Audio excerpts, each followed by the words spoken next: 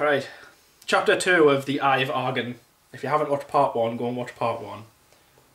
I'm not going to bother. I've got the same cup of coffee as I had in part 1 as well. It's not just 2 minutes later, it's a whole week. Anyway. Less than 2 minutes. Hi. Hi. So, just to remind you, Grignr has killed two soldiers on a road. Yes, he's on the way to Gorgasm or whatever it is. Orgasm. Oh, Gorgasm. He's on it. Well, he was staring lustfully at a dead soldier, so he might have been on his way to Orgasm. He's on his way to Gorgasm after having just killed 2 guys who attacked him on the. We think they attacked him. Not in the okay. That did something to him in the street, ish. And he's on his way to Gorgasm because a wooden mannequin set a load of soldiers onto him. Yeah. For no particular reason. Actually, they didn't. She leashed them. She did. To she him. leashed them upon him. So he had a little sort of soldier walking club going on for a little while. Right. But anyway. Okay. Chapter 2. Arriving after dusk in Gorgasm, Grignr. There's no space. Arriving after dusk in Gorgasm, Grignr descended to a dismal alley, reining his horse before a beaten tavern.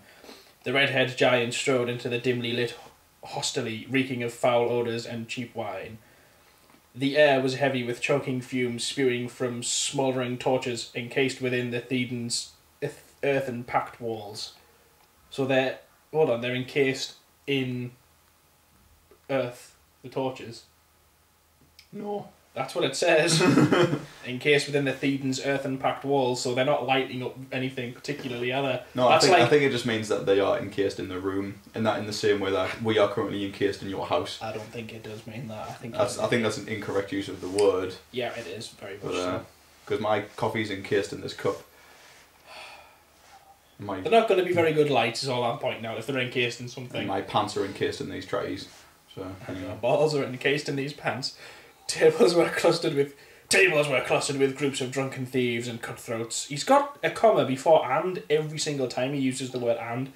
With groups of drunken thieves and cutthroats tossing dice or making love to willing prostitutes. So people are just banging each other at the tables. It's essentially Spartacus. Eyeing a slender female crouched alone at a nearby bench, Grignr advanced, wishing to wholesomely occupy his time. So we spotted the last popular squat in the corner and thought, oh, I'll get in on that. Yeah. What's she doing, like? I'm gonna... He's good. I am Grignr. She's good. Okay. I'm having a shite. Can you give us a minute? I'm in the middle of something here. Can you give us a minute, please? You're going to go back in. No, Mum, you're making it go back in. Anyway.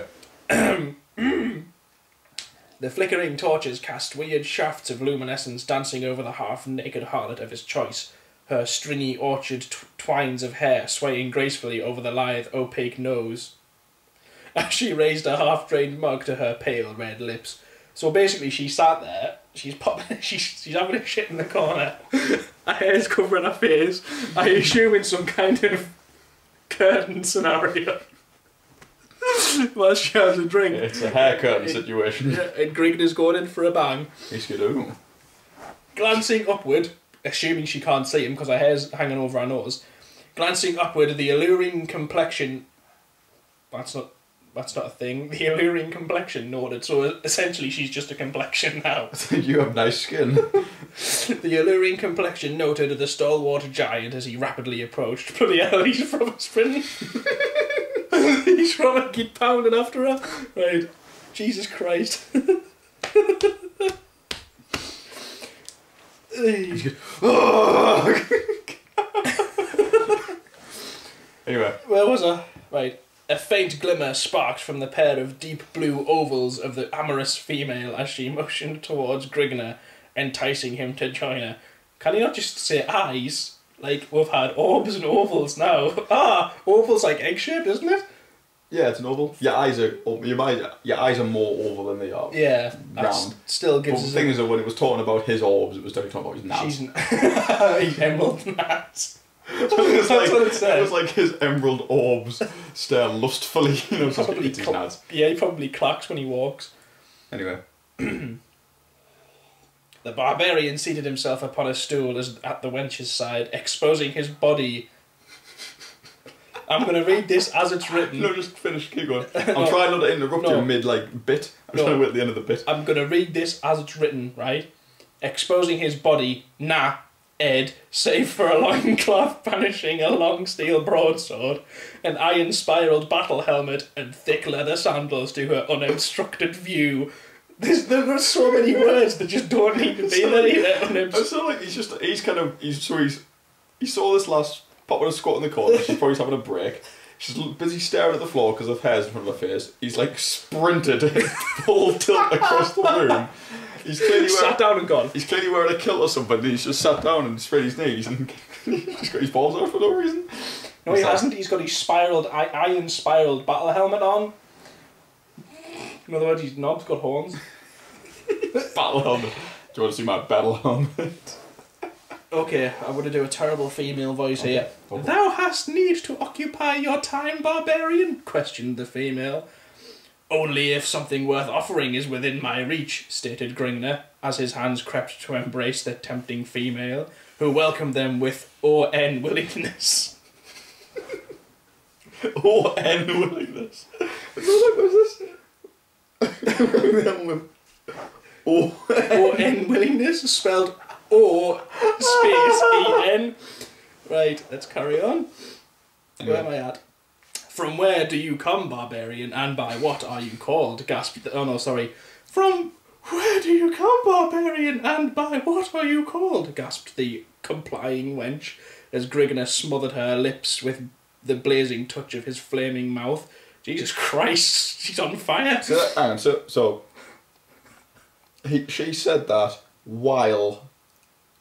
Oh, yeah. Yeah, okay. Right, I'll do it... Yeah, I'm going to say I'll do it again. Doesn't matter, Andy's doing it. What? He's a titan now. The engrossed titan ignored the queries of the inquisitive female. Is she anything other than such and such female? Well, no, she's a... Bear in mind it's Viking time, and she's a prostitute. Yeah, but she's adjective female in every single line. She's not just person. Yeah, but they've got marginally less rights than women do nowadays. Oh, this bit's a bit nasty.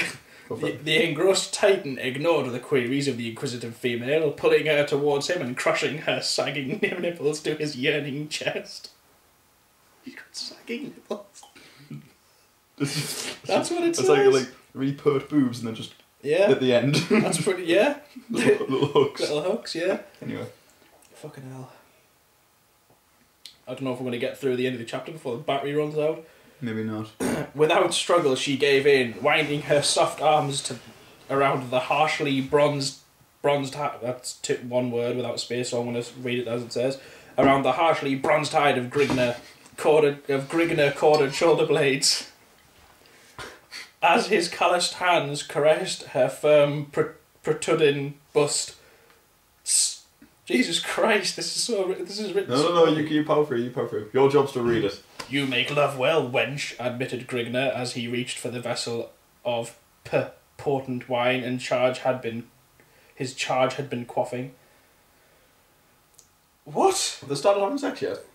Well, he's about to get kicked in the face. A flying foot caught the mug Grignr had taken hold of, sending its blood-red contents splashing over a flicking crescent, leashing tongues of bright orange flame at the foot of the trodden floor. What the fuck does that even mean? A flying foot caught the mug Grignr had taken hold of, sending its blood-red contents sloshing over a flickering crescent, leashing tongues of bright orange flame to the foot-trodden floor. Whatever. Remove yourself, stirrer. The wench belongs to me, blabbered a drunken... No, I'll start that again. Blabbered a drunken soldier, too far consumed by the influence of his fertile brew to take note of the superior size of his adversary. Well, he sat down with his cock out, so I'd certainly be taking notice. Grignr lithely bounded from the startled female, his face lit up to an ashen red ferocity, and eyes locked in searing feral blaze toward the swaying soldier. Also, he's a soldier, he's not just a drunken idiot. To hell with you, braggart, bellowed the angered accordion as he hefted his finely honed broadsword. The staggering soldier clumsily reached toward the pommel of his dangling sword, but before his hands touched the oaken hilt, a silvered flash was slicing the heavy air. The thews of the savage's lashing right arm bulged from the glistening bronze hide as his blade bit deeply into the soldier's neck, lopping off the confused head of his senseless tormentor. What the feck? That was all one sentence? I understood. Keep going. It was all one sentence and there were too many words.